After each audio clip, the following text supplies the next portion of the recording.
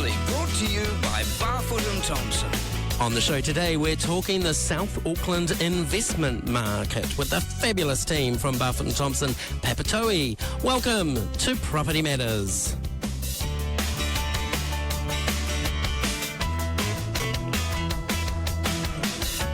Welcome along to another Monday. Great to have you tuning in if you're listening live here on Planet FM, or you can download us on Spotify, Apple, Samsung or iHeartRadio, pretty much anywhere you like to get your podcasts.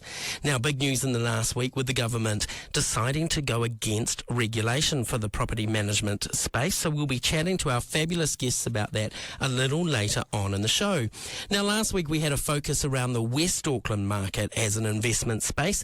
This week we're kicking in to have a look at the South Auckland investment market. And to kick off the show, a big welcome to Lance, the branch manager of Barfoot and Thompson Papatoetoe. Welcome to the show. Hi, Stephen. Thank you. Great to have you here, and I want you to introduce your fabulous team you've brought along and what their roles are. Certainly. Well, we've got Gubir. Gubir is my assistant manager, and Ali Tong, our head of property, and Monique Gemmell, she is our senior property manager. Brilliant. Welcome back, Monique. You've been on the show a long time ago. I have. I think this is my third time on the show, so third time lucky. Third time lucky. Third time caller. Great to have you all here. Look, before we sort of talk about South Auckland as a market, I always like our listeners to get a sense of who you are. So, Lance, tell us a little bit about your journey in real estate that's led up to you managing a rather large branch. Gosh, well, I've been in real estate now coming up 33 years. And I was selling one of my homes and watching the calibre of agents coming through, and I thought, my goodness, there must be a job here for me. And the rest is history. I started with a small independent company and worked there about 18 months and then joined Barfoot and Thompson. Wow. And have been there ever since. That's a long time. So you started as sales and then worked your way through to branch management, or did you do some other things along the way? Well, I've been sales for a long, long time, and it was my former manager, Pam Ursig, along with my wife, who kind of twisted my arm and said, no, it's time that you got into sales management. And Pam had been chasing me for, nearly 2 years. And she finally got frustrated and said, Lance, you make your mind up. Otherwise, I've got somebody else in mind. So that's when I decided I'd give it a go, and loved it. Love looking after people. I was going to say, well, what is it about real estate that you love? You've just mentioned, the people. Yeah, absolutely. Well, it's great to be able to help guide people on the right path and see people grow, see people blossom, and that's so encouraging. I think that is the magic of being in management. Nice. Have you always been out south? No. In fact, I started my career working around the Mount Eden, Epsom areas, and have lived in Central all that time. Yeah. And my first posting was out to Beachlands and Whitford. And what have I been? 18 months now in Papatoetoe, and absolutely loving it. It's a great, diverse culture, great people, good energy. The culture is fantastic. I just love it there. Brilliant. Big team to manage? It is. And South Auckland is different again. You talked about doing a podcast last week with West Auckland. And it's interesting how the areas are different. So coming from Central and seeing how the culture is in the South, I'm really pleased to say there's a great culture. Brilliant.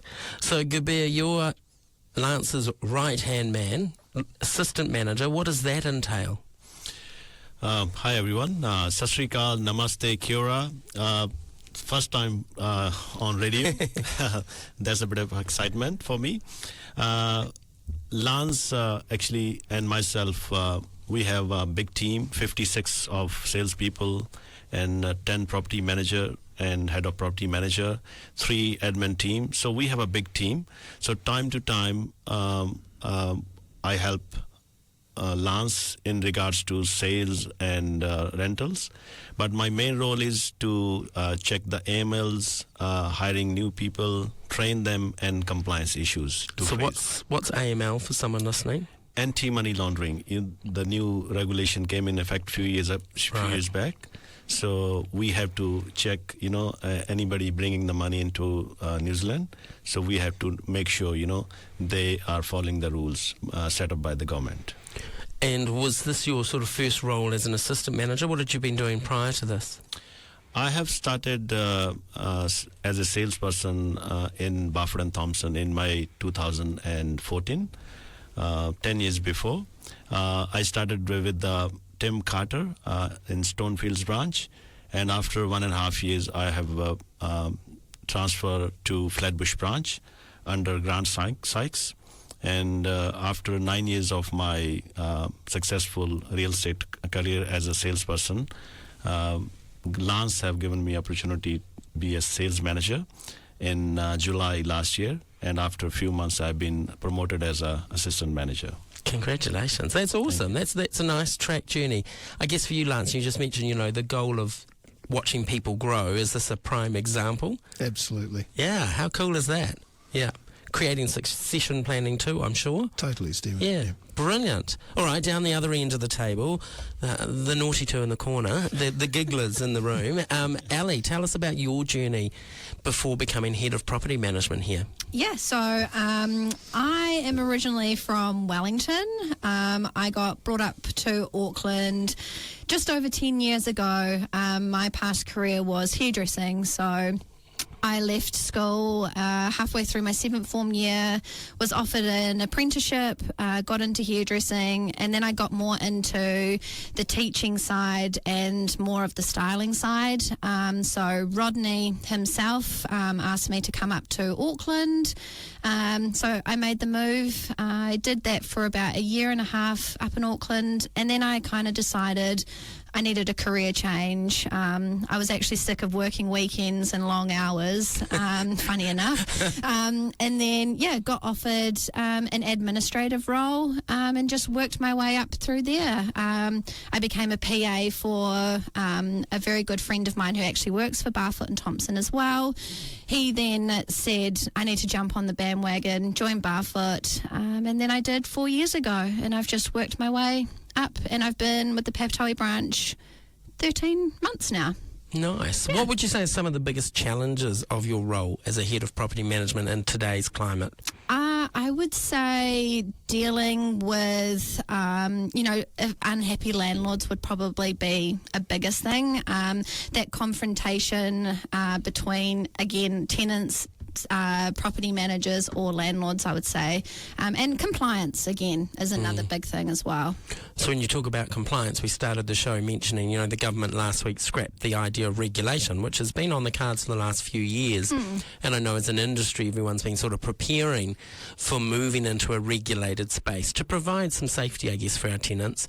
What's your thoughts on that? I mean, I definitely see it as a downside, but also I think as Barfoot and Thompson, we kind of have our own sort of regulated sort of rules within the company as well. We've got in-house lawyers, our trading accounts are always audited, and, things like that. So I definitely feel we're on path for the right way, but I still think the government should have regulated it for all those cowboys out there as well. Interesting. All right, lucky last, Monique, tell us a little bit about your journey that's led up to you being in this branch. Okay, so I started out in tourism, and same as what Ali said, just wanted a change of career. So I was lucky enough to be one of the first 2 cadets to be put through the Property Management Academy. And what that is it's 9 months where you get trained from the ground up, everything property management. And then from there I graduated the academy and then became a property manager. And I started in the Papatoetoe branch May last year as a property manager and was promoted in December of last year as senior property manager. Cool. What is it that you love about the job so much? I just love meeting people and talking to people. I'm a real bubbly personality, and I just, love getting to know people, getting to know their culture, and it's just for me, I'm a real people person, so being around people is where I am. Nice, brilliant. All right, so Lance, you've got a good team. Tell us now about the South Auckland investment space. Why is South Auckland a good place for someone to purchase an investment property? Well, Stephen, let me talk directly about our patch, so Papatoetoe. Papatoetoe is seen as the fastest gentrifying suburb in Auckland. So, to explain that, it's developing, and it's developing at a very good rate. If you put that into bankable words, it's appreciating.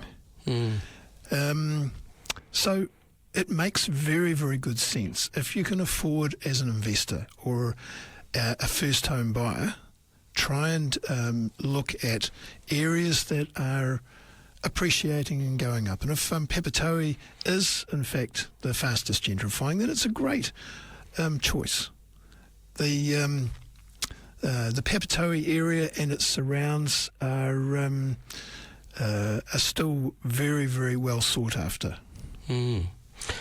Before we went on air, I was asking the team how busy they've been and around how many properties are available to let at the moment, etc. And in many cases, as we're coming into winter, that letting process slows down. But you were saying, Ali, it's not in Papatoetoe in itself is extremely busy all year round. Like, it's a quick turnover. That must be a good thing for investors. Yeah, no, it definitely is. And we've noticed a lot of rental hikes, increases with rents and things like that as well. So owners are definitely getting a bit more of a return than they were over the last couple of years as well. And less downtime because of quick letting. Yeah.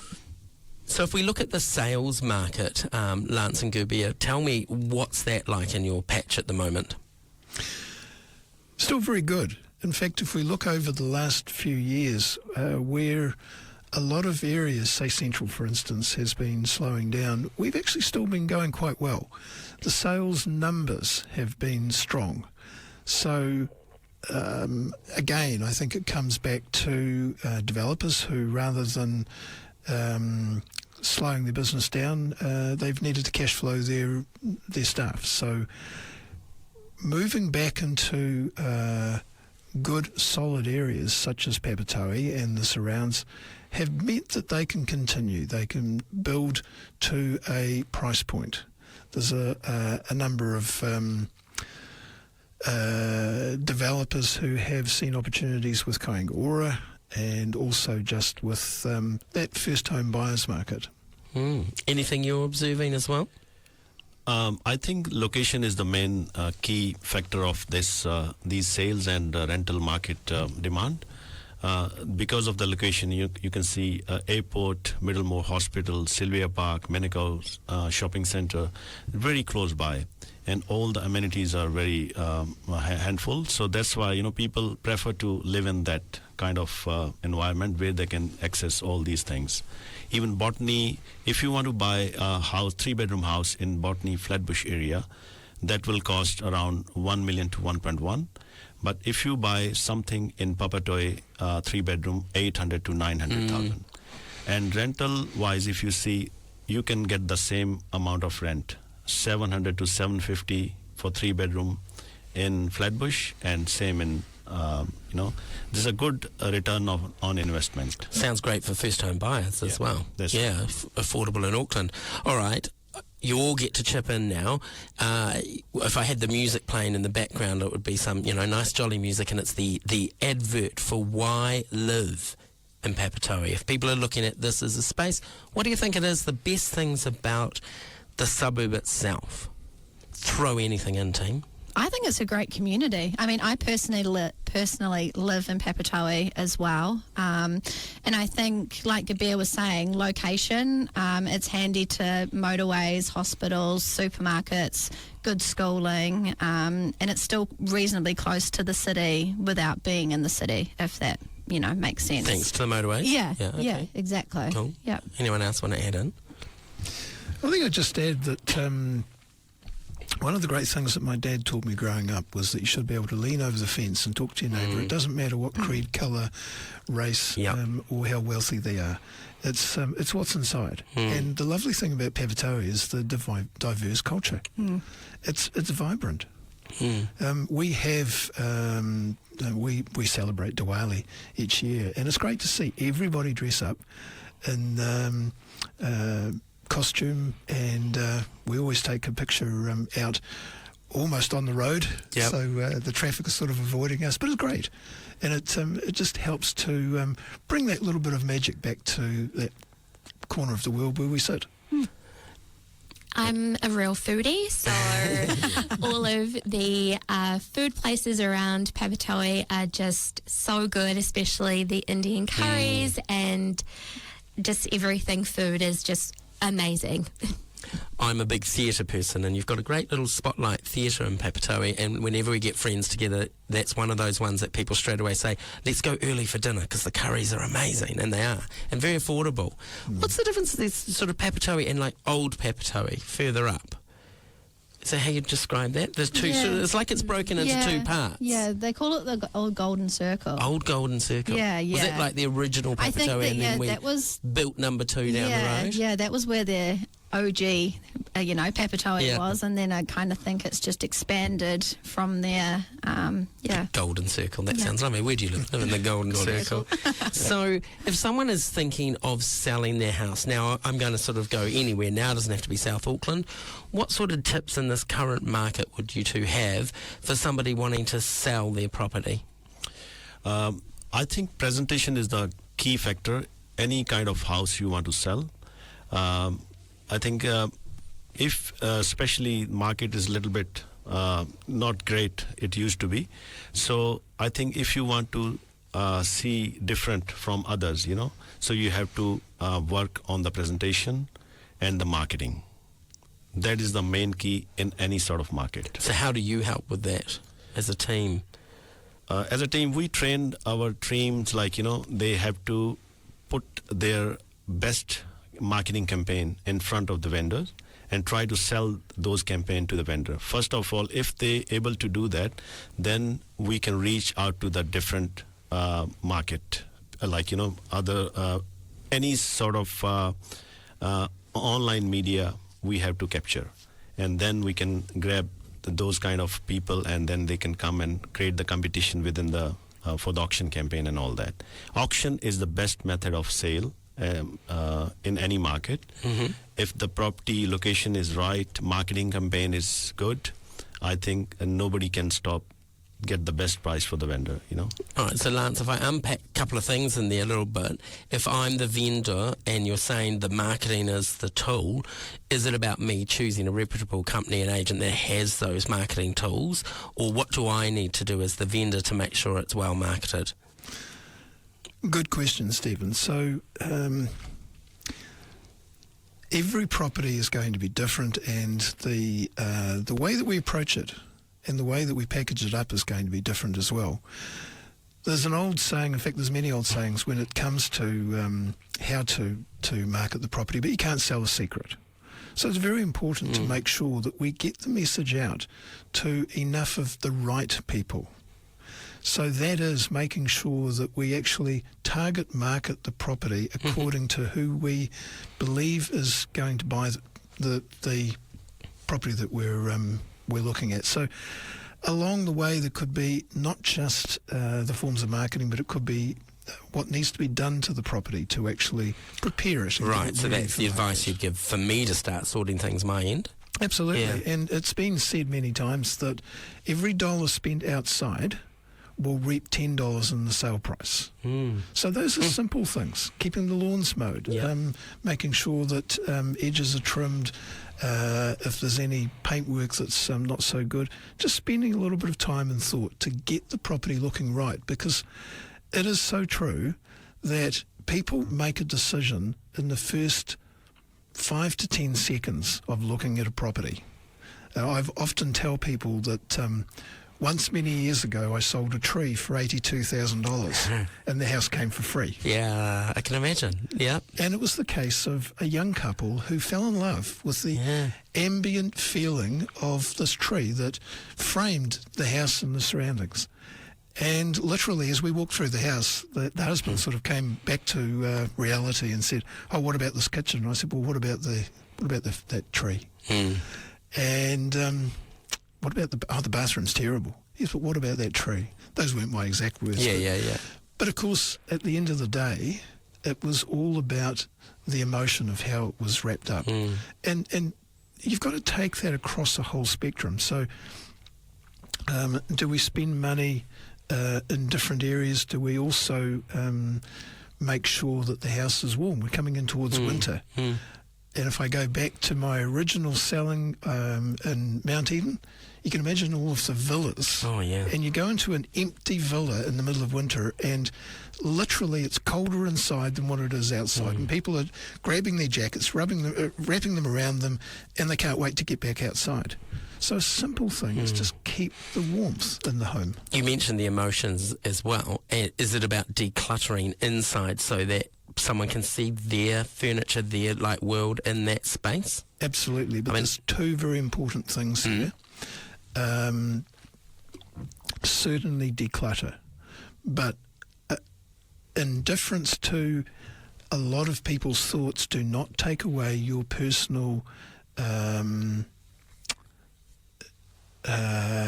memorabilia, certificates, awards, those sort of make things. Make it feel lived in. Because, yes. Make it feel like a home. Because, again, coming back to the warmth factor, what does that do? It actually makes people stop and linger. The more time you can get somebody to spend inside the home, the more they're going to remember that than the others that they're going to see. So is the staging that's often talked about, is that better where the property's already empty? So it's to give it some life, but if it's already got some life in it, use what's there. Depending on how good the furniture is. Yeah. Sometimes you'll have house staging companies that will declutter for you. Okay. They'll take a certain amount of the furniture away, leave key pieces, and then add to it. Okay. But I think it's really important. You know, the number of times I've sold a doctor's home to another doctor, an accountant's home to an accountant. And they might stop and look at the certificates and say, oh, I went to that university. What years was that person? Oh, hang on, he must have been, it's... Interesting. Again, they're lingering, they're spending more time, and you can tell when they're interested. So the marketing money is one thing, and where we spend the money to draw the people is another, but find your target market and then work on that plan with your vendor. Love that. Now, Gubia mentioned auctions. Is that still the way to go? Well, I believe so. It draws a line in the sand. Yep. And it tells the public, the market out there, this property is going up for sale on this date. So, worst case scenario, we don't sell it on the day. Generally, most of those properties still sell within a week or two afterwards. Right. If you then have a look at the clearance rate, so the number of properties that we're selling by auction and the percentage, it still far outstrips any other method of marketing the property. So when you say it sells a week or two after an auction, is that because people were in the room, perhaps didn't meet the mark or didn't quite have the funds, but then go away, make an offer, and the negotiations happen sort of off the floor? Well, yes, but they were conditional for certain reasons. They may not have had enough time to get themselves organised, to do their due diligence. They might be still working with the bank to get their finance. They want to get a building report.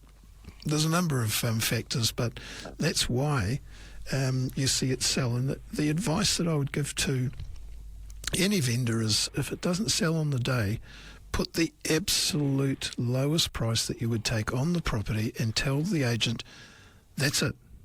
There's no more negotiating. And when the public see the price, I've seen it happen so many times, they go, oh, really, it's that price? Gosh, we can afford it. Let's go and have a look. Brilliant. All right, if we flip from sales to investment space, Ali, if you are thinking about the sort of people coming into Papatoetoe in South Auckland trying to get a rental property, you're giving advice to me now as an investor looking around which one shall I buy from one of Lance's team. What sort of property is picking up the quickest, like the best tenants? What are we looking for? Is it 3-bedroom brick and tile with a garage and a dishwasher? Is it pet friendly? Is it swimming pools and tennis courts? I would still say that the 2 to 3 bedrooms are what more common these days. It used to be 3 to 4 bedrooms, but a lot of people are now downsizing. Right. I think because of the cost of rent and things like that as well. So I would be going and suggesting either a block of units to an investor or a 3-beddy standalone with a garage, carport, somewhere that the tenants can keep things secure as well. There's definitely still tenants out there that have that Kiwi dream of, living with the white picket fence and things like that, and want the garden and the backyard. So I still think those are great properties. But yeah, it all depends on, the vendor's budget and things like that as well. Cool. And I guess you can work as a double team, can you? You can have an investor come in, chat to you about what they're looking for, chat to the sales team to try and find the right property, sign it up, and then you take care of renting it. Is that how you all talk together? Yeah, we do. And we're a very close team with the sales and rentals, so if sales ever need anything, they always know where we are, or they can always call us on the phone for advice and things like that as well. Do you get many people go, hey, I'm not sure if I want to sell or rent, and sort of get an appraisal and try and work out their world? Yeah, we do. And if that's the case, then we always get Gabir to get involved as well with his sales knowledge. Brilliant. So, Monique, if I'm a tenant now, rocking up to your viewings, what should I be looking for from a tenant's eye in a property to make sure I'm getting sort of the best value, I guess, for my hard-earned money? So just understanding what you want in terms of properties. We have a lot of 2 and 3 bedrooms available, but it is just finding the property that suits your family's needs the best, whether you want fully fenced or you want pet friendly or you want a garage. It all just depends on, I guess, the family and individuals that are looking, but just make sure that you have a look through the property and find what you like really before you put through an application. But no, it's really good. The market at the moment is, it's very, very... It's busy. Yeah, very busy. It is. It's very busy. You mentioned pets there, and obviously it's been in the news a bit about the pet bonds coming in soon. What's your thoughts around landlords allowing pets in a tenancy? I think, I like pets. I have pets myself. And it all depends on, I think, the tenant. It's not the pet's fault if they cause damage and things like that. It's the owner's responsibility about teaching them. I've had tenants in the past who have had pets and they've been great tenants, and then I've had tenants in the past who haven't had pets and they weren't so great tenants, I think it is a case-by-case scenario, and I think it's just about educating owners that pets, aren't necessarily a bad thing. Do you think the pet bond scenario will help, or is that just more about just relaxing a landlord a little bit? I think it's about relaxing them a little bit more. We definitely have those landlords that are very firm with no pets and things like that. But then again, we do have landlords that are on the fence about it, but they still say no because I think they feel that there's nothing there to cover if there's any damage or anything like that. So I think with introducing the pet bond, that may push those landlords over the other side for willing to have a pet in the property. What advice would you give to a tenant applying for a property that has a pet? Like, should they be putting together literally the pet CV, the photos, etc.? Yes, I always suggest that. I suggest that to everyone, even if you don't have a pet. I think a rental CV is the best thing that you can put forward. It gives us an understanding of who you are without obviously us being too nosy and things like that. Then we've got a better idea to be able to put your application forward to the owner and, try and convert that property for you. Nice. Any other tips, Monique, for someone applying for a property in South Auckland at the moment? What should they be doing? So I think the best thing that tenants can do is follow up with their application. If they haven't heard from the property manager in like a week, or even, if they're really, really interested in a property, just reach out to the property manager. Just say, hey, where's my application? Is there anything else that I need to provide? because sometimes it is just the case of making sure that you go through your application and make sure you get all your bits and pieces together and add those in. But we always contact potential tenants and say, hey, we need this and that. But I think always chasing up the property manager if you are really interested in a property, is always a good thing. Brilliant. Ali, last year and the year before, and probably the year before that, there's been a few years of lots of privacy changes where they've tightened up things like applications, credit checks, etc. How's that working in your world? Does that make it harder or longer for you, or are there things that applicants could do to make that process a little easier for you? I don't think it's made it harder. I think the biggest thing that we're finding is landlords understanding that we can't provide, photo ID and things like that. Whether, they're coming to us and saying, oh, well, we could have it before, why can't we have it now? And that's the biggest thing. But again, I think it's just educating landlords and understanding, that there are these regulations in place for a reason, and we're not going to put someone in the property that we wouldn't put in our own property, so that's where that trust lies as well. Great line. All right, Lance, what do you reckon makes a good property manager staff-wise? What sort of skills do they need? Wow, gosh. I think that they need to have an understanding, obviously, of the legal and compliance issues. So, a knowledge and professionalism for their job. But I think that also they need to have an understanding of people. Yeah. So being able to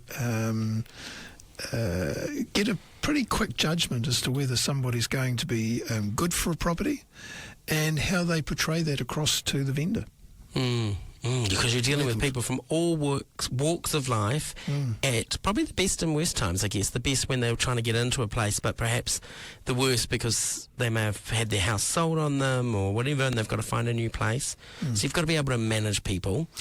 And you've got to be able to effectively work with any problems, issues or concerns in a strong but fair way as well. So when something comes in, don't let it lie and develop into something that ends up becoming far worse in somebody's mind. But jump onto it, sort it out, make sure that both parties are happy. And would that be similar for salespeople? What makes a good salesperson? Well, to me, it's having a fire in the belly. So if somebody comes along and they look like a wet fish, well, they're probably not for real estate.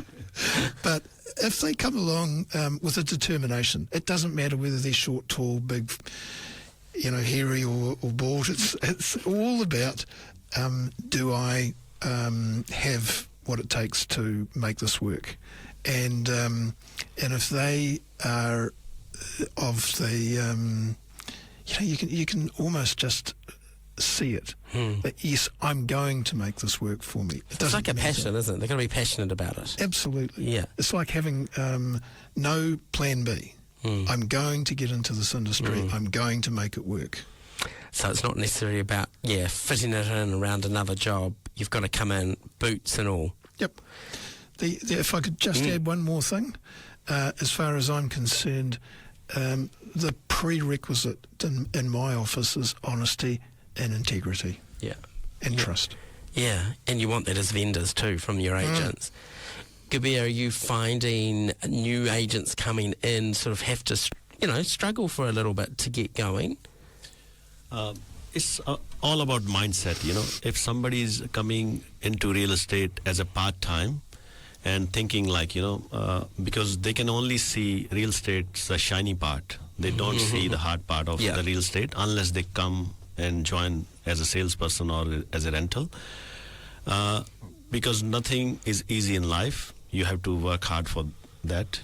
And if somebody think they can just come in real estate and that's do part-time, this is not a part-time job. This is a full-time job with the commitment, consistency, and the process. If you follow these three things, I think nobody can stop you to be a successful salesperson. And you provide the training and support to help make that happen? Yes, this is the beauty of Barfoot and Thompson family. Like, we have a support center with a training department, IT department, legal compliance department.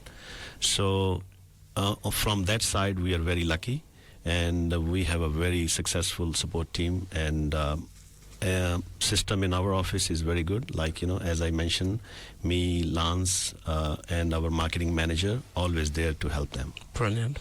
Can I just add to that? We have fantastic training from Support Centre. But can I say that a lot of that is still classroom. It's still